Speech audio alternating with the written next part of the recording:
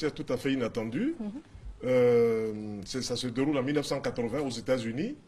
Docteur Jacob Harish, il est médecin, immunologue, mais il est jardinier. Il mange ses fruits, ses pamplemousses, puis jette les pépins de pamplemousse dans son jardin pour faire du compost. Compost, c'est la matière qu'on prend pour faire pousser les... Et puis il se rend compte qu'un mois, 2 mois après, les pépins n'ont pas pourri, n'ont pas été dégradés. Il se dit, mais quand même, comment se fait-il que les autres pots, les autres fruits, tout ça, se sont dégradés, et puis particulièrement, les pépins n'ont pas dégradé. Donc il va récupérer ces pépins, comme il est chercheur, et qui cherche dans le domaine de la médecine naturelle, il va envoyer cela dans un laboratoire pour voir ce qu'on peut tirer, qu'est-ce qui fait que les pépins de pamplemousse ne pourrissent pas. On va trouver dedans une richesse inattendue, à savoir des principes actifs qui peuvent agir sur beaucoup de maladies. Et c'est comme ça que les recherches vont commencer. Donc de 1980 jusqu'à 1990, il s'est associé à d'autres médecins. Et donc ils ont mis en place tout un processus de recherche qui a donné des résultats extraordinaires.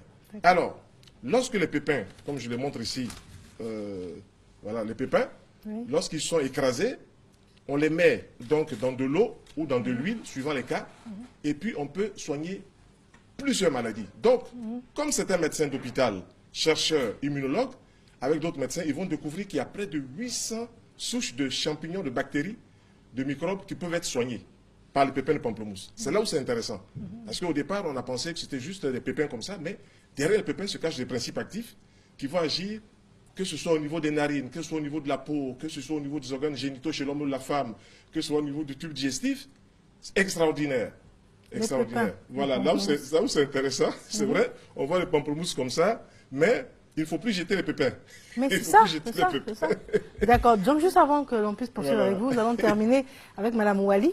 Le couteau étant arrivé, vous allez nous inciser les crêpes et nous montrer la surprise à l'intérieur. Vous ne voulez pas attendre la fourchette par hasard?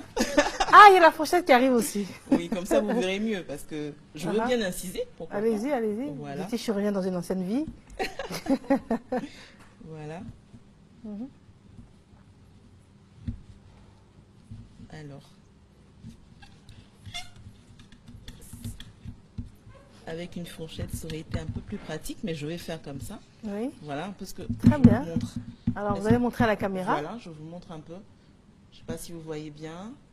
Non, de l'autre côté. De l'autre côté. C'est pas très évident. Voilà, allez, restez comme ça, ils vont... Voilà, ils vont trouver l'image. Voilà. Voilà. Vous voyez à Ah, l'intérieur? mais voilà, oui, on voit... voilà ce que ça donne à l'intérieur.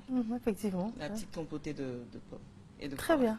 D'accord, en tout cas. Donc, c'était les crêpes